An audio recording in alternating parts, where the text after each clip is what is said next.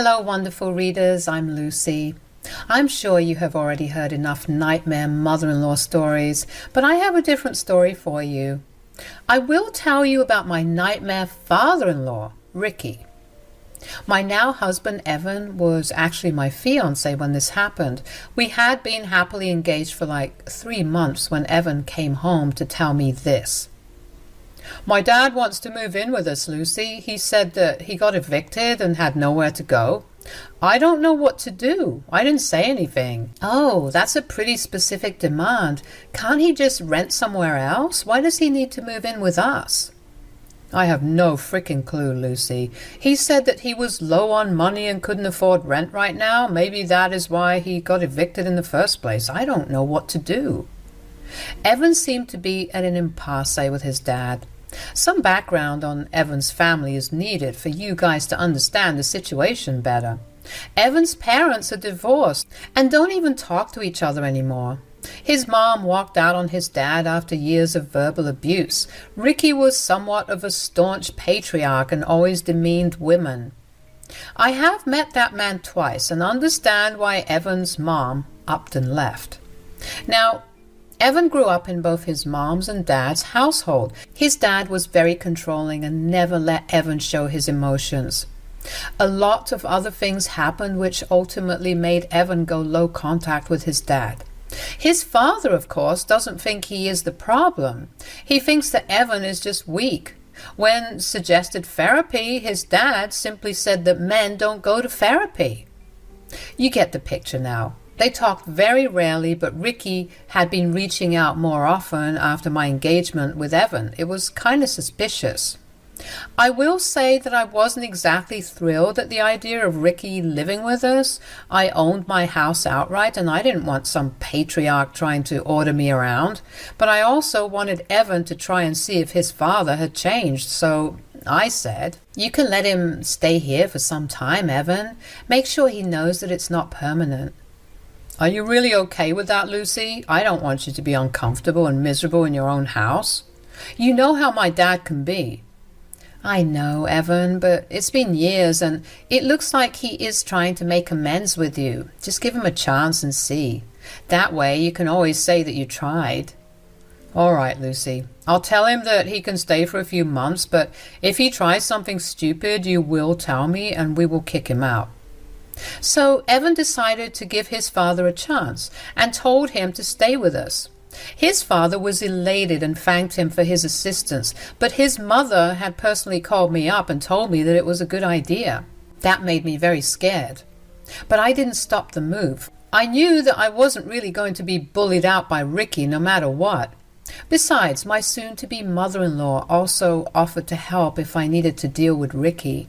I was confident that everything would turn out fine and there wouldn't be many problems. Oh boy, was I wrong. Ricky moved in with us and immediately started to criticize my decor. He loved the house, but he hated the decorations I did inside.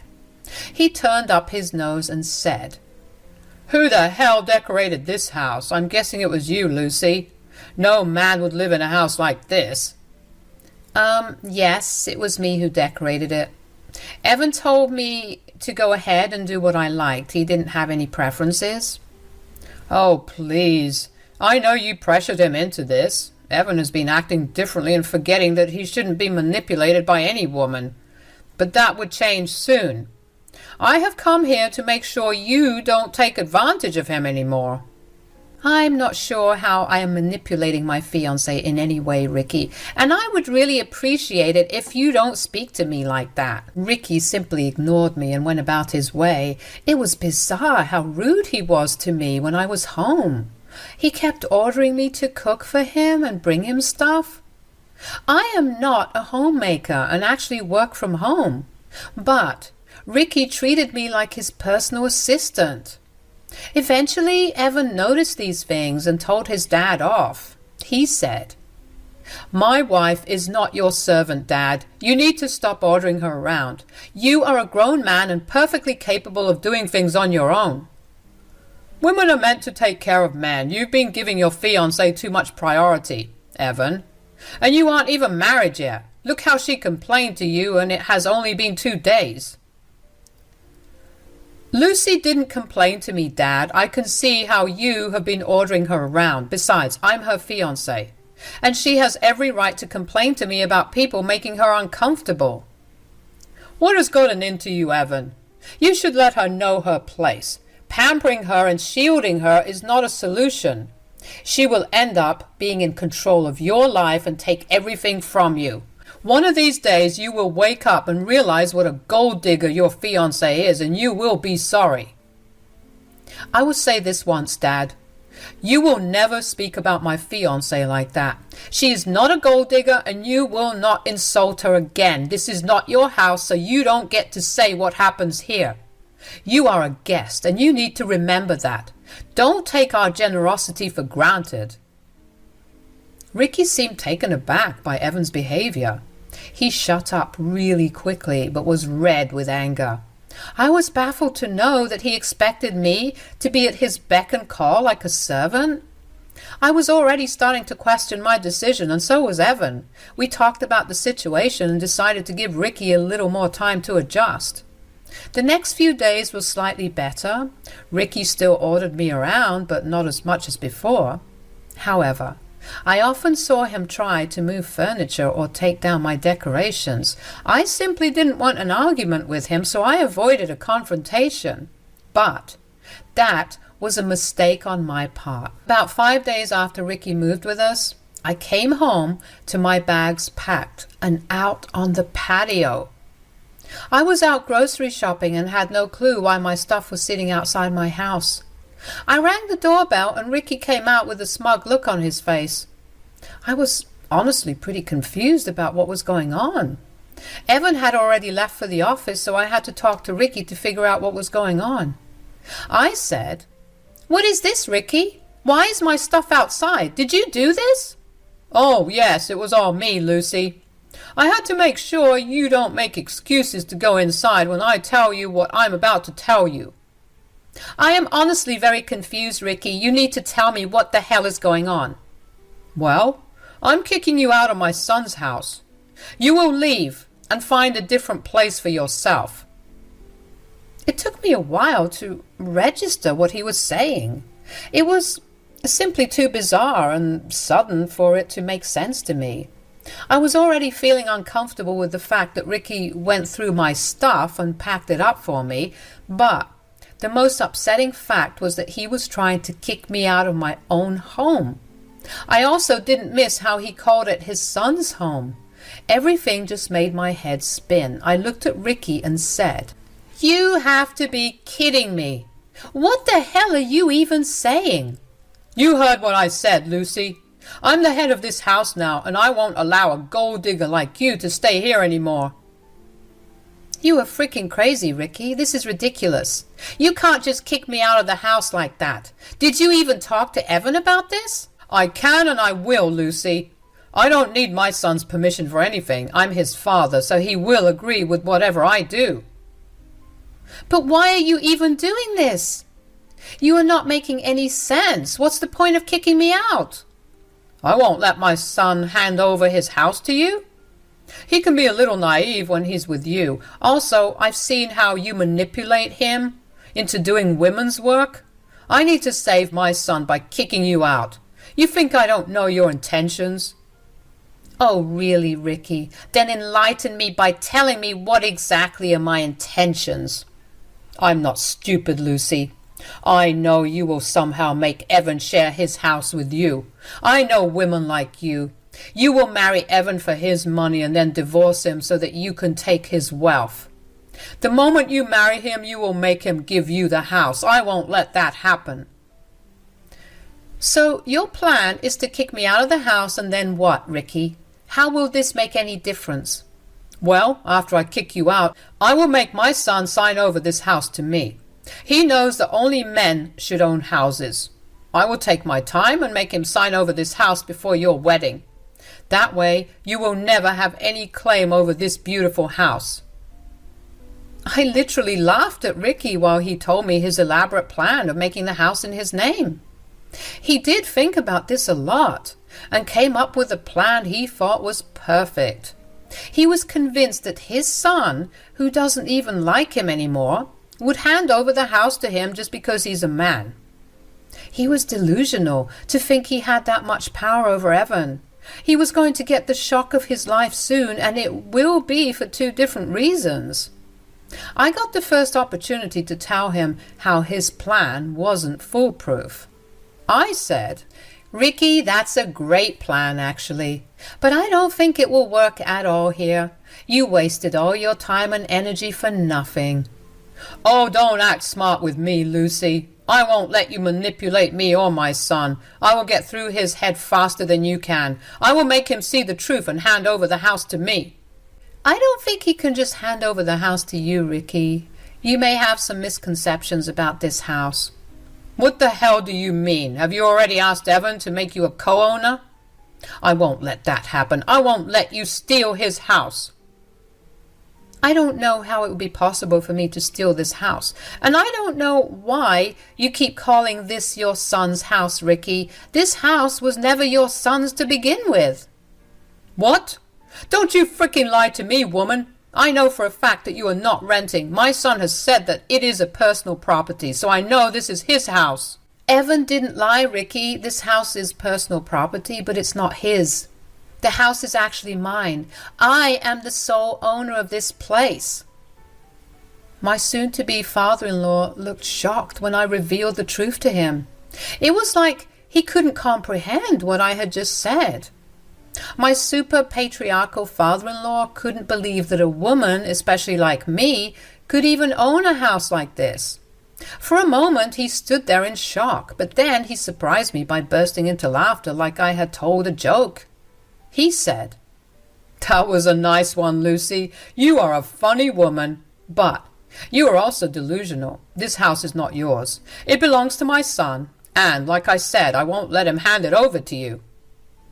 "I'm not joking with you, Ricky. If you just let me inside the house, I can even show you the proof that this house belongs to me. I got it shortly after Evan proposed." "That's impossible. You are lying to get rid of me. A woman like you cannot own a house. You are bluffing. It won't work with me." "Is that so, Ricky? Do you really think I'm bluffing? Why don't we call your son here and ask him? He will tell you the truth, right? Let's see what he has to say." Ricky was confident that I was lying to him. In his smugness, he told me to go ahead and call Evan. I immediately called Evan and told him that he needed to come home immediately. Evan was a little concerned and got to the house in record time. When he got out of his car and walked towards us, he noticed my bags outside. He looked really confused about why my stuff was lying around in the front yard. He walked up to us and said, "What happened? What's going on here, Lucy? Why is your stuff outside?" "Well, your father had the bright idea of kicking me out today. He even kindly packed my bags and brought them outside so that I won't waste time packing." "Wait a damn minute. My dad did what?" Evan was genuinely surprised and super angry. I looked over at Ricky and saw that he was a little uncomfortable in his quest to prove me a liar. He forgot the fact that he was throwing me out of the house without even consulting Evan. When he looked at his son's angry face, he realized that things would not be as easy as he had thought. He quickly took hold of the conversation and said, "Evan, I promise I have a reason to do this. I know I should have talked to you, but I am the man of this house now. I did what I thought was right." "What bullshit are you talking about, Dad? You are not the man of the house. You were just a guest. And you had no right to try and kick my fiancé out of the house." "Come on, Evan. You know well enough that I will always be the man of the house, especially since I'm here now. I'm your father, after all. Did you forget everything I taught you?" "Oh, I do remember whatever bullshit you had taught me when I was young. They are useless and do nothing but put you in control. You groomed me to accept whatever bad decision you made for your own benefit." Ricky now looked even more shocked with the way Evan talked to him. I was so freaking proud of my fiancé. I didn't even have to say anything at all. He was super angry at Ricky and lashed out at him for trying to kick me out. And he got even more pissed when Ricky tried to sort of discipline him and claim to be the man of the house. Ricky was now visibly shaken and said, "That's no way to talk to your father, Evan. This is not what I taught you. I see that your fiancé has already started to turn you against me. Now I'm even more convinced that I'm doing the right thing in throwing her out." "No one has taught me anything, Dad. I realized a long time back what a selfish and egotistical jerk you are. And you have no right to throw my fiancé out. How the hell do you think this is okay? Why do you think I will support this?" "Evan, you need to hear me out. This woman is already poisoning you against me. I'm seeing this with my own eyes. Eventually she will marry you and make you hand over this precious house to her. You will lose, Evan, and I am trying to avoid that." "Oh, really, Dad? You seem to have the exact idea of how Lucy will make this house her own. Listen to me, Evan. Let's kick Lucy out, and then you can sign over the house to me. That way, your house will be safe, even if Lucy tries to divorce you." Ricky thought he was being smart in his explanation. Honestly, I still couldn't understand if he was that dense or just seriously messed up in the head. He didn't even stop to think how his son would react to his grand plan. He was just so sure that his son would agree with him and throw me out. Well, he looked really shocked when Evan practically yelled at him and said, "How dare you even suggest that my fiancé is a gold digger when it's you who wants to take the house? You made this grand plan just so you can make this house yours. Am I right, Dad?" "Evan, you are taking this the wrong way. Lucy will take this house away from you. You need to be the sole owner of this place as a man. I'm just looking out for your best interests." "I don't need you to meddle in my life, Dad. And why the hell did you automatically assume that I was the owner of the house? How is Lucy going to steal the house when it is her property?" I was smirking hard when Evan confirmed what I had told Ricky. For Ricky, this was a big blow. All his plans were for nothing. He wasn't going to have his name on a house anymore. His dreams had been crushed. Ricky was now feeling a little shaken and couldn't understand what he should say. He looked at Evan with a dumbstruck expression, willing him to say that he was joking. I decided to do a little victory dance in my head and poke fun at Ricky, saying, "There you go, Ricky. Your own son cleared it up for you. This house is mine and not his." "That is impossible. Evan is lying to protect you. You are not capable of buying a house." "Oh, shut up, Dad, for God's sake. Lucy's perfectly capable of buying a house on her own. She doesn't need to steal it from someone like you had planned. Looks like we should be throwing you out instead of Lucy." Ricky was now visibly panicking at this suggestion. He was kind of scared that we would throw him out after this incident. He was with us for only 5 days, so it's not like he could claim tenancy or something.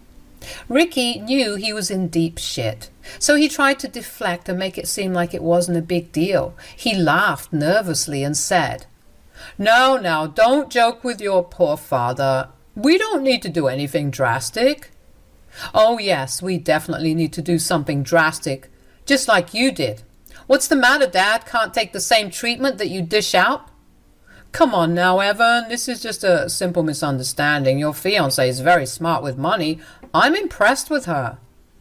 "I don't think she's really impressed with you, Dad, especially since you didn't even apologize to her." "Oh, right. I'm sorry for the misconception, Lucy. You can come right back in. This is your house after all." Ricky was now changing his tactics because he had no place to go. I could feel his nervousness and was kind of feeling good about it. But if he thought I was going to let him get away with this behavior, he was dead wrong.